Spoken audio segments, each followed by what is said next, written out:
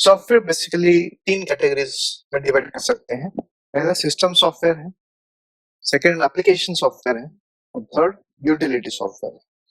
अभी system software में जो सीपीयू के अंदर हम जब बूट करते हैं तो विंडोज या लिनक्स या मैकिन्टोश एप्पल का जो सॉफ्टवेयर दिखता है, वो सॉफ्टवेयर जो कंप्यूटर को चलाता है उसे हम सिस्टम सॉफ्टवेयर बोलते हैं। एप्लीकेशन सॉफ्टवेयर का मतलब सॉफ्टवेयर जो हमें रोज के काम करने के लिए यूज करते हैं, जैसे माइक्रोसॉफ्ट वर्ड है, पावर पॉइंट है, टैली है, अलग अलग सॉफ्टवेयर होते हैं, तो ये एप्लीकेशन सॉफ्टवेयर कहलाते हैं।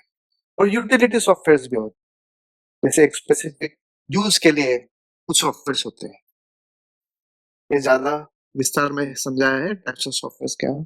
सिस्टम सॉफ्टवेयर है, यूटिलिटी सॉफ्टवेयर है, एप्लीकेशन सॉफ्टवेयर है। सिस्टम सॉफ्टवेयर में ऑपरेटिंग सिस्टम है, लैंग्वेज ट्रांसलेटर्स है, अलग अलग लैंग्वेज को ट्रांसलेट करने का काम करते हैं वो, असेंबलर्स है, कंपाइलर्स है, इंटरप्रेटर्स है। तो एप्लीकेशन सॉफ्टवेयर में जनरल पर्पस सॉफ्टवेयर है, वो कस्टमाइज सॉफ्टवेयर भी होते हैं।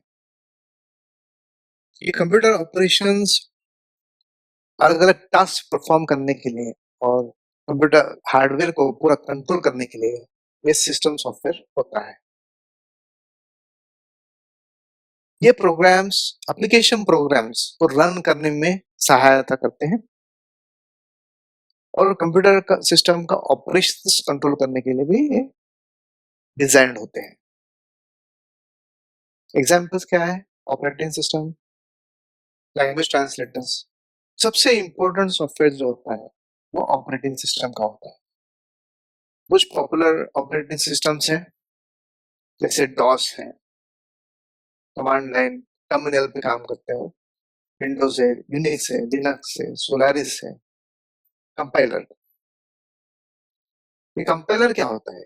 ये ट्रांसलेटर सॉफ्टवेयर है जो हाई लेवल लैंग्वेज HLL जो हम यूज करते हैं, हमें समझ में आता है, उसे हाई लेवल लैंग्वेज को कहते हैं। और MLL यानी मशीन लेवल लैंग्वेज जो सिर्फ कंप्यूटर को समझ में आता है, हमें समझ में नहीं आता, बहुत डिफिकल्ट होता है वो समझना।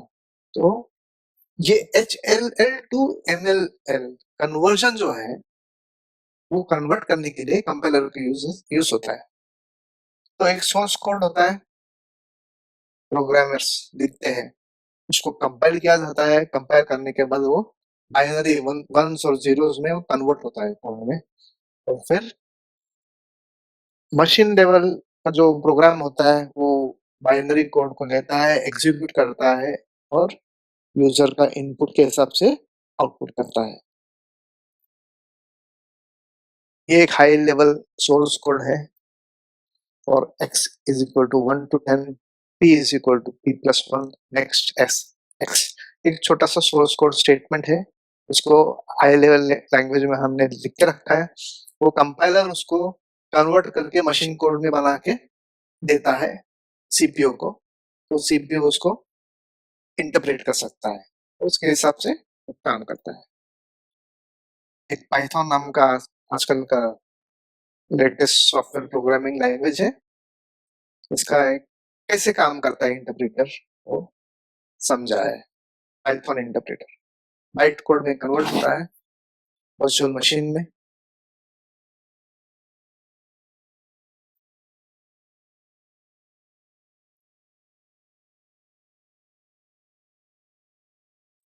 एप्लीकेशन सॉफ्टवेयर क्या है? एप्लीकेशन सॉफ्टवेयर जनरली यूजर लाता है, वो इंस्टॉल करता है कंप्यूटर में, और ये एप्लीकेशन सॉफ्टवेयर स्पेसिफिक एप्लीकेशंस और टास्क के लिए बनाए जाते हैं। फॉर एग्जांपल, एक डॉक्यूमेंट बनाना हो तो हम क्या यूज कर सकते हैं? माइक्रोसॉफ्ट का ऑफिस सूट का वर्ड यूज कर सकते हैं। या प्रेजेंटेशन बनाना है तो पावर पॉइंट यूज करके पीपीटीज बना सकते हैं।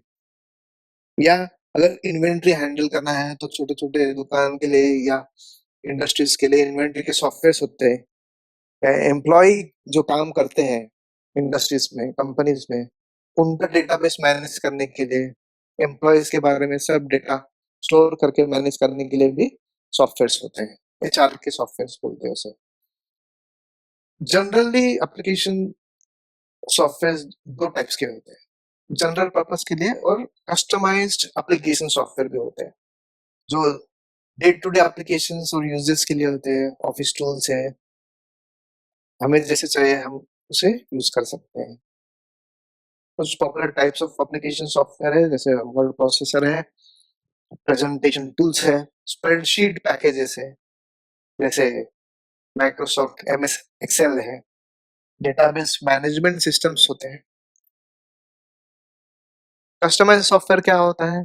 कस्टमाइज सॉफ्टवेयर टेलर मेड होता है अकॉर्डिंग टू यूजर्स रिक्वायरमेंट। अगर यूजर सॉफ्टवेयर डेवलपर को मिल के कहता है, या कंपनी को सॉफ्टवेयर डेवलपिंग कंपनी से मिलकर अगर कहता है कि हमें ऐसे ऐसे किस्म का काम करना है हमारे कंपनी में, ऑर्गेनाइजेशन में या इंडस्ट्री में, तो आप ये बना सकते हैं क्या?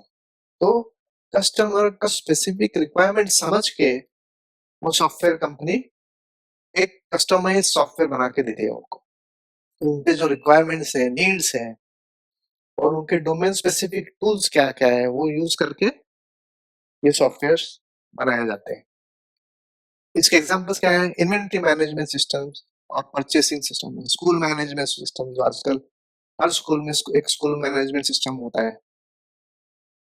पेरोल सिस्टम है, फाइनेंशियल अकाउंटिंग है जो सीएस यूज करते हैं, अकाउंटेंट्स यूज करते हैं, होटल मैनेजमेंट है, रिजर्वेशन सिस्टम है। आजकल ट्रेन, प्लेन या कुछ जो रिजर्वेशन करना है हमें, तो हम ऑनलाइन बैठ के कर सकते हैं।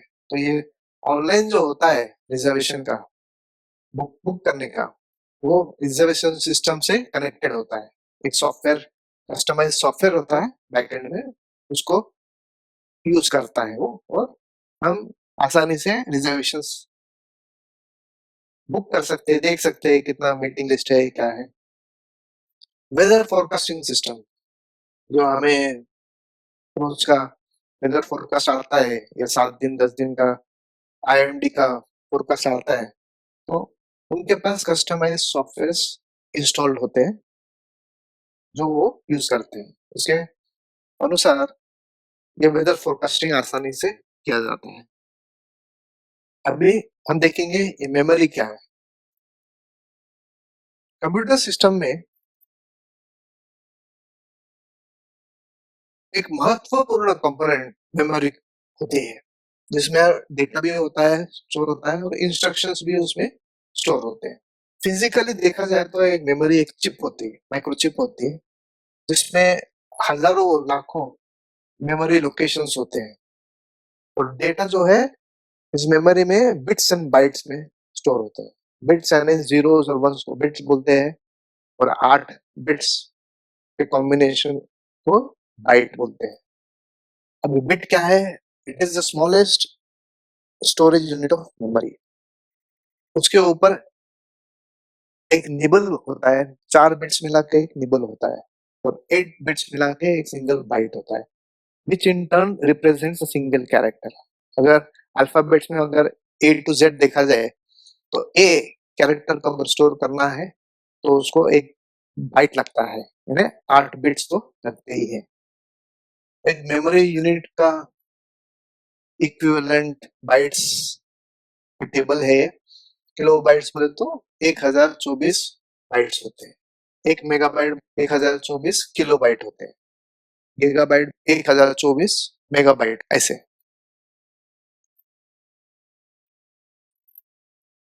टेम्पोररी स्टोरेज एरियाज कौन से होते हैं? अच्छा, मेमोरीज दो क्लासिफिकेशन में है। पहले तो टेम्पोररी स्टोरेज एरिया है, दूसरा है permanent storage area. Temporary storage areas में सीपीयू होता है, जहाँ पे रजिस्टर्स होते हैं, और रजिस्टर्स में डेटा स्टोर होते जाता है। सीपीयू अपना काम करके उसको आउटपुट दे देता है और वो डेटा निकाल देता है। कैशे बोल के होते हैं, जो लेवल 1 और लेवल 2 के कैशे होते हैं, जो टेम्पोररी स्टोरेज एरियाज है, जो सीपीयू उनका इस्तेमाल करते हैं। डेटा अगर ज्यादा होता है तो रजिस्टर्स में नहीं बैठता है, वो एक्सपेंसिव होता है वो, तो इसीलिए लेवल 1 लेवल 2 के कैशे होते हैं। फिर उसके आगे रैम होता है, फिजिकल रैम, वर्चुअल रैम होता है।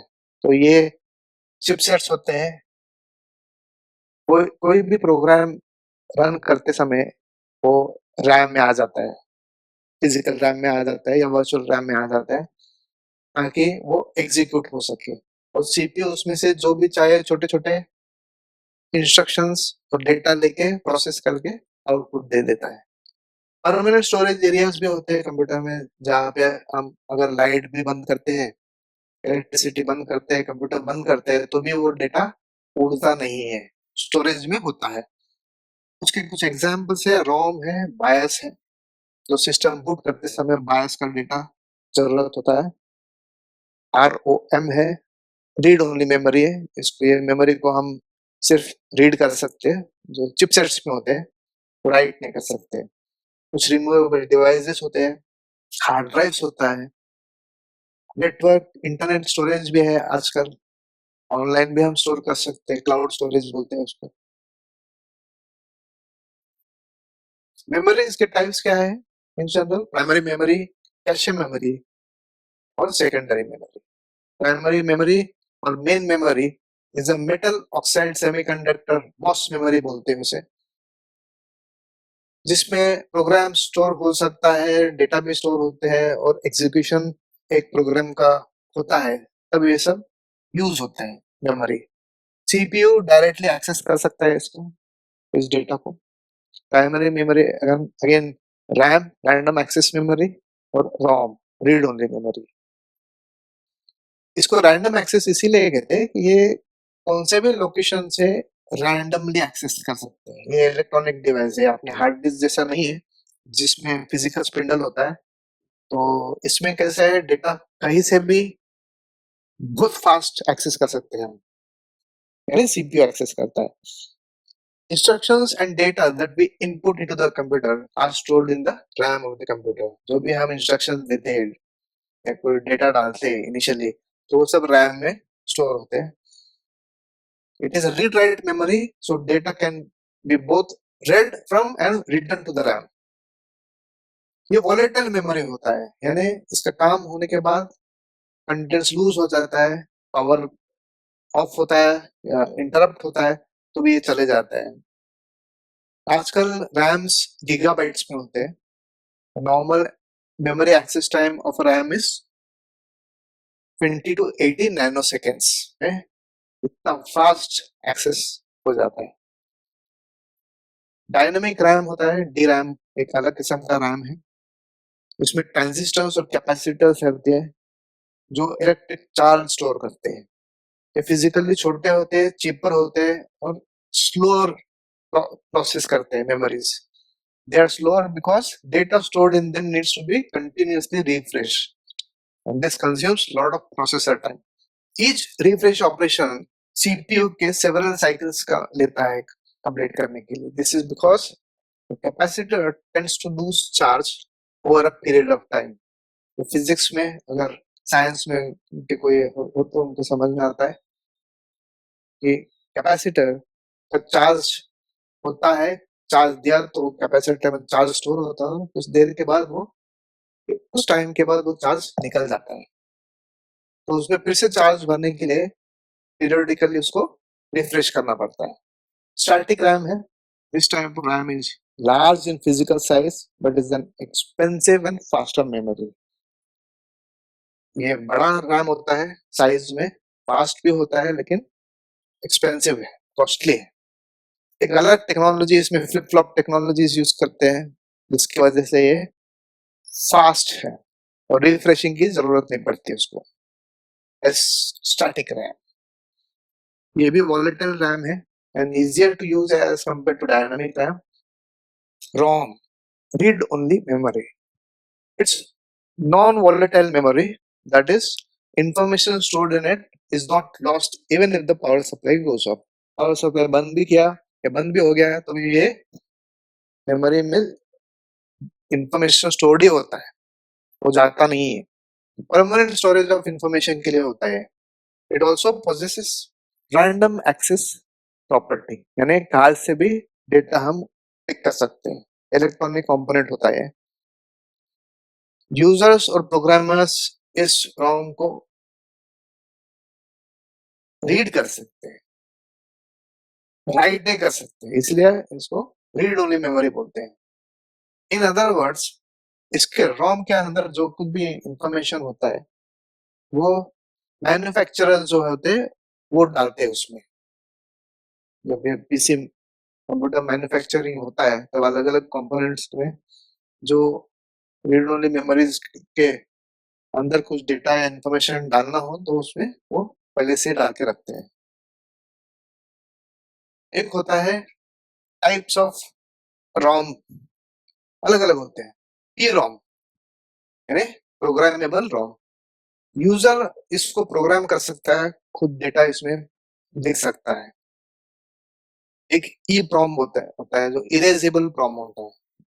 The stored data in EEPROMs can be erased by exposing it to ultraviolet light for about 20 minutes. It's not easy to erase it because the EEPROM IC has to be removed from the computer and exposed to UV light. Erase तो कर सकते हैं लेकिन इसको ultraviolet light लगाना पड़ता है और वो आईसी को यानी वो चिप को निकालना पड़ता है बाहर, तो इतना आसान नहीं है पूरा डेटा उसको इरेज कर सकते हैं। EEPROMs are cheap and reliable, सस्ते भी होते हैं और टिकाऊ भी होते हैं। और एक किस्म का ROM है वो इलेक्ट्रिकली इरेजेबल ROM। इस टाइप का ROM को इरेज भी कर सकते हैं और रिप्रोग्राम भी कर सकते हैं on the motherboard easily byte by byte. It can be erased with in a few milliseconds. कुछ ही क्षण में उसको पूरा इरेज भी कर सकते हैं यानी पूरा एम्प्टी कर सकते हैं। हर ROM या EEPROM को